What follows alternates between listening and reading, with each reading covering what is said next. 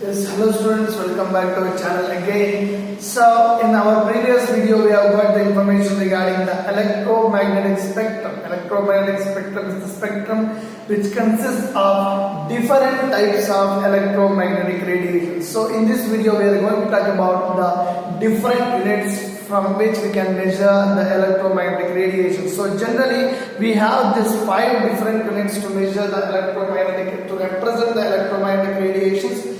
First is we have wavelength. Wavelength is represented by this symbol. This symbol is known as lambda. Okay, so wavelength is represented by the symbol lambda. You know that electromagnetic radiation, in that we are focusing for the wave nature of electromagnetic radiation. What do you mean by wave nature? That means according to this scientist, electromagnetic radiations are, if you take any beam of light, for example, the light rays that is traveling from sun, or the light rays from any electric source, that is any bulb, okay, so all those electromagnetic radiations or any beam of light, they will travel in the form of a wave like this. Yeah, so this is the concept that we are talking about now. So this we call it as electromagnetic radiations. So in order to measure these electromagnetic radiations, we can represent them in these 5 different units. Okay. So now the first one is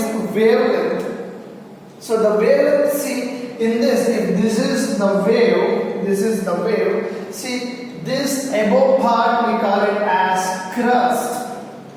Above part or the upper part of the wave we call it as crust, and the lower part of the wave we call it as trough. Okay, crust and trough. See, wavelength, it is the distance between 2 adjacent peaks or 2 adjacent crust or 2 adjacent trough of a wave, we call it as wavelength. What do you mean by wavelength? Wavelength, it is the distance between the 2 adjacent crust or the distance between the 2 adjacent trough of a wave, we call it as wavelength. As the name suggests, wave and its length. The one crust and one trough we call it as a wave. The distance between 2 crusts or distance between the 2 troughs we call it as a wavelength. This is generally expressed in nanometers. Okay, so 1 nanometer, it is equals to 10 to the power of minus 9 meters. So you can imagine that how small these electromagnetic radiations are. Okay, and we have different electromagnetic radiations. Based on the wavelength and frequency that we have discussed in electromagnetic spectrum in our previous video. You can check it out. This is regarding the wavelength. And second one, we are talking about the frequency. Frequency is represented by this symbol. This symbol is known as nu. Nu. Okay, frequency is represented by nu, and its SI unit is hertz. Hertz is the SI unit. Okay, and frequency is represented by nu. Don't get confused. Okay, so now what do you mean by frequency? It is the number of wavelength passed through a given point in 1 second. Here we are talking about time also in case of frequency. Clear? So in a particular time of 1 second, how many waves are passing from one point to another point? That defines you the wavelength. That defines you the frequency. So clear? So if you fix a 2 point from one point to another point, how many number of waves will travel in 1 second? In 1 second, time for consideration also. That we call it as frequency, and it is expressed in hertz. And we have a relationship between wavelength and frequency. Frequency is inversely proportional to wavelength. That means frequency is the reciprocal of wavelength. Can I write that? Inversely proportional. Clear? So why? Because if you observe this, what do you mean by wavelength? Wavelength means the distance between 2 adjacent crusts or 2 adjacent troughs. Okay, if the wavelength is more, the frequency will be very less, because if the wavelength is more, there may be maximum. Just for an example, I'm taking this. Okay. If the wavelength is more, there is a chance of just one wave passing from one point to another point in a single second. Whereas in case of, so the frequency is less. In case of wavelength is less, then at that time, see if this is a similar point distance, okay. So we know that electromagnetic radiations are in continuous motion, okay. So at this time, here in this case, see the wavelength is less, wavelength is very less, whereas comparing with this way. So here in this case, frequency is less, wavelength is more. Why? Because the number of waves that is passing from one point to another point in 1 second is less, because wavelength is more, okay. Whereas in this case, as the wavelengths are very short or very less, there are more number of waves, 1, 2, 3 waves are passing from one point to another point in 1 second. So if the wavelength is less, frequency will be more. So this frequency and wavelength are inversely proportional. These two are very important from the point of view of board examination students. Its assignment and its definition are important. And next one, going for velocity. Velocity, it is the product of wavelength and frequency. We call it as velocity, to be simple. And velocity, for a definition, so the distance traveled by a wave in 1 second, we call it as velocity. It is the distance traveled in 1 second, okay. So the velocity of light, our visible light in air or in vacuum, is 3.8 into 10 to the power of 8 meters per second. That means in a single second, the light can travel up to 3.8 into 10 to the power of 8 meters. Okay, so there is 3.0 into 10 to the power of 8. Such a huge distance it can travel. This is the speed of light. And then the fourth unit, that is wavelength bar. It is represented by nu bar. Okay, so it is the number of wavelengths per unit length. We know that wavelength. Okay. So the number of wavelengths per unit length, we call it as wave number, and it is nothing but the reciprocal of wavelength. Reciprocal of wavelength, it is wave number. Okay, and the last one is very important one, that is amplitude. In physics also we use this term, amplitude of the wave. See, this is the normal wave we have. Amplitude, this is the crest, we know, and this is the trough. This is the crest and this is the trough. See, amplitude means it is represented by this symbol. This symbol is known as psi. Clear? Symbol is known as psi. So it is the height of the crest, or depth of the trough. We call it as amplitude. Height of the crest or depth of the trough, we call it as amplitude. These are the 5 units to represent the electromagnetic radiation story. So now, although we thought that the scientists thought that electromagnetic radiations is in the form of a wave, this wave nature have been failed, and there were some limitations for wave. This is not actually failed, okay. So we have considered the electromagnetic radiation has dual nature. One is the wave nature and one more is particle nature. So all these are explained based on the wave nature of electromagnetic radiations, and we have some limitations for that. We could not be able to explain the photoelectric effect. We discussed regarding that. We could not be able to explain the hydrogen spectrum. We could not be able to explain the black body radiations. All those 3 concepts we could not be able to explain, thinking the wave nature of electromagnetic radiation. So later scientists believe that the electromagnetic radiations has dual nature, one is wave nature and one is particle nature. So now let us look at the limitations of this wave theory of electromagnetic radiations.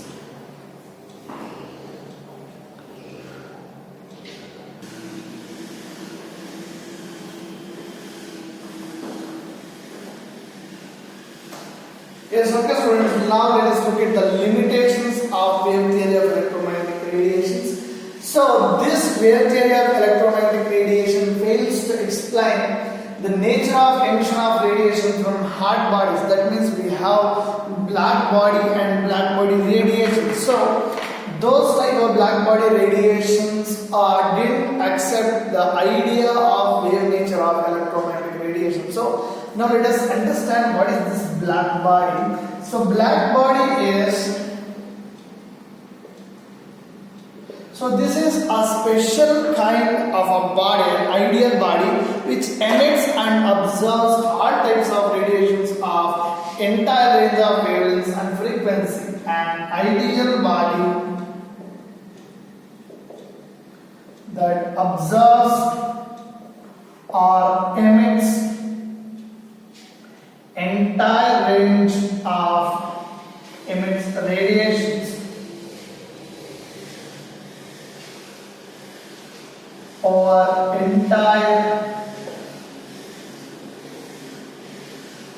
range of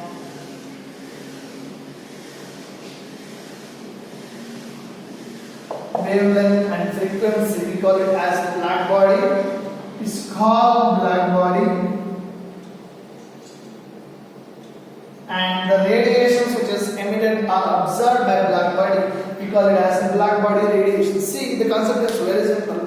The best example for a black body is our sun. Okay, sun can absorb all types of radiations, and even it can emit all types of radiations over an entire range of wavelength and frequency. See, when you take an example of when you heat a solid, it emits radiations. You know that, for example, when we heat iron, generally it will be, when you heat it, iron, it will first turn into dull red. And if you just continuously passing the heat energy, it will turn into more and more red, dense red.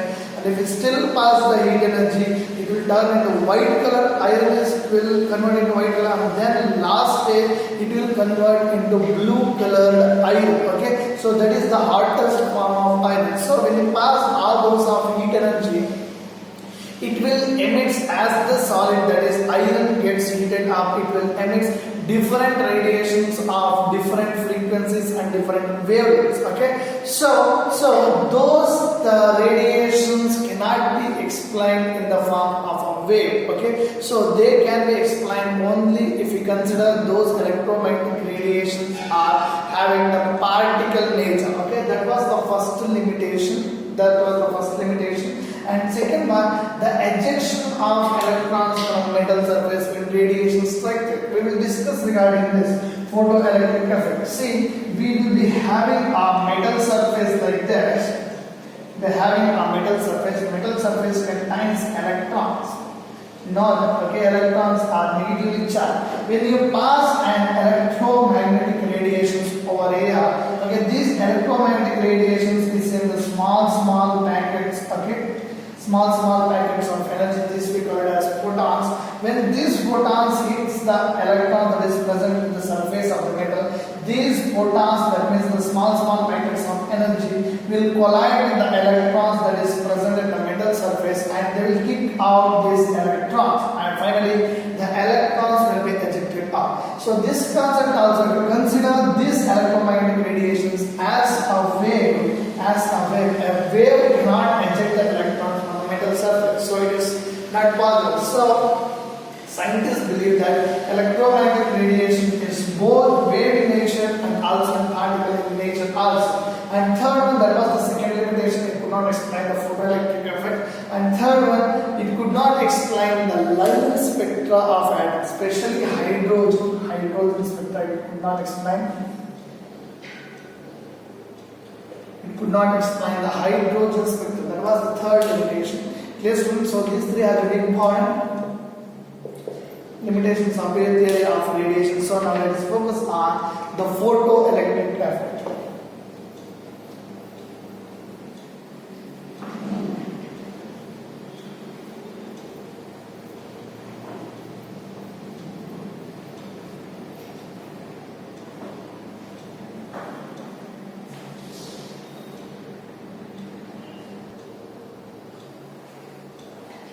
Yes, students, coming to a very important concept of photoelectric effect.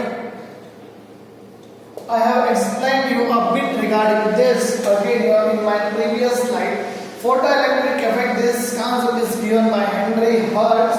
Okay, this is the ejection of electron from the surface of a metal under the influence of striking photons. See, you need to understand the striking photons now. What do you mean by photons means?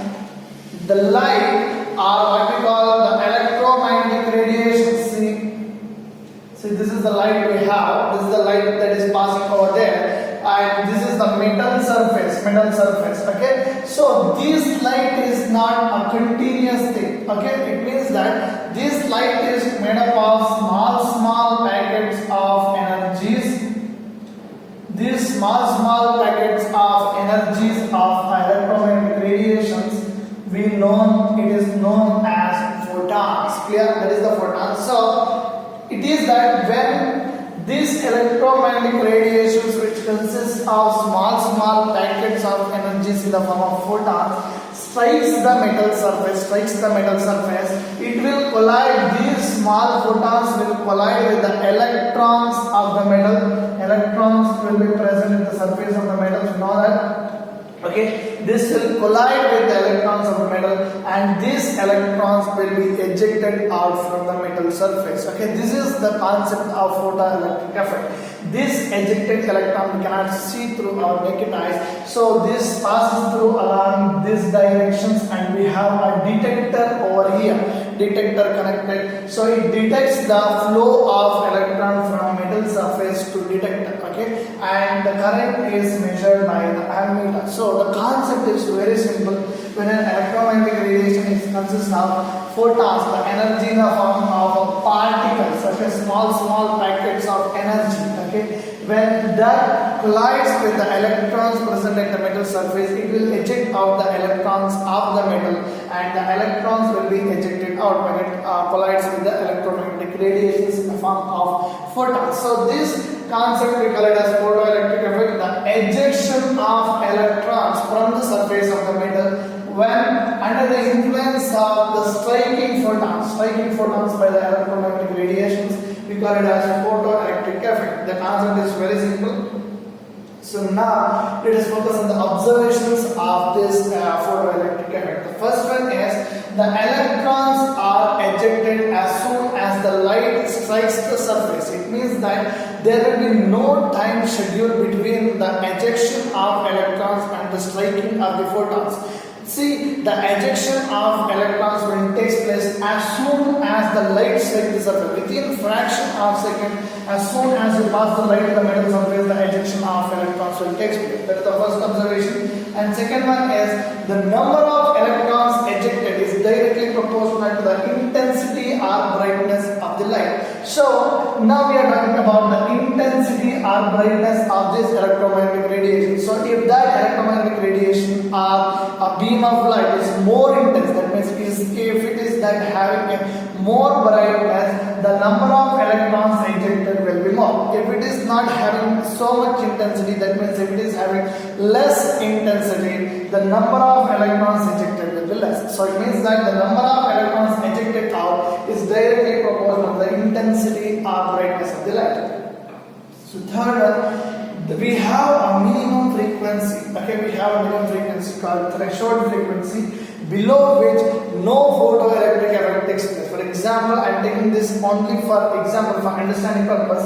If the electromagnetic threshold frequency of one particular electromagnetic radiation is 10 Hz, okay, if you pass the electromagnetic radiation at 9 Hz, there will be no photoelectric effect. It means that in order to have photoelectric effect, we need a specific minimum frequency of radiations. We need to pass that radiations under that frequency itself. If we pass below that particular threshold frequency, the ejection of electrons will not take place, because that electromagnetic radiation will not have enough strength to eject the electrons from the metal surface. Okay, so that's the second thing. That means there is a minimum frequency called threshold frequency. We have to pass the electromagnetic radiations, and at that frequency itself, if we pass less than that frequency, there will be no photoelectric effect takes place. That's the third observation. Okay, so that it is the minimum frequency required to cause photoelectric effect. We call it as threshold frequency. Below this threshold frequency, no photoelectric effect will take place. Okay, so the kinetic energy of the emitted electrons is directly proportional to the frequency of incident light. So I have said you that I have taken an example, just a simple example, that 10 Hz is required to cause a photoelectric effect. for a particular metal. Okay, so if we pass 9 hertz, there will be no photoelectric effect. So what happens if we pass 15 hertz? What does this extra 5 hertz of electromagnetic radiations do? It is that those extra frequency, those higher frequencies are responsible for the kinetic energy of the emitted electron. That means we pass the more frequency electromagnetic radiations, the speed, the kinetic energy is nothing but your speed of electron, speed of the ejected electron. Speed of the ejected electron will increases if the frequency of the electromagnetic radiations increases. That is the fourth observation. These four are very important. And later on, Einstein gave a photoelectric equation regarding this phenomenon. According to him, h nu is equal to h nu dash plus half mv square. H nu and h, we know that nu dash represents the threshold frequency. We know that nu represents frequency, and nu dash represents the threshold frequency. Here, only nu is the normal frequency or the extra frequency. So this is h nu is the work where h is Planck's constant. And nu dash is threshold frequency, and half mv square, we know that is the kinetic energy, and nu is normal frequency, and m is the mass of electron, and v is velocity of electron. So this is the concept regarding this statement. If you pass this is the extra frequency we have. If you pass that extra energy, it will be used for the additional kinetic energy of the ejected electron. So this is the photoelectric equation given by Einstein, and these are the 4 observations of photoelectric effect. Thank you, students.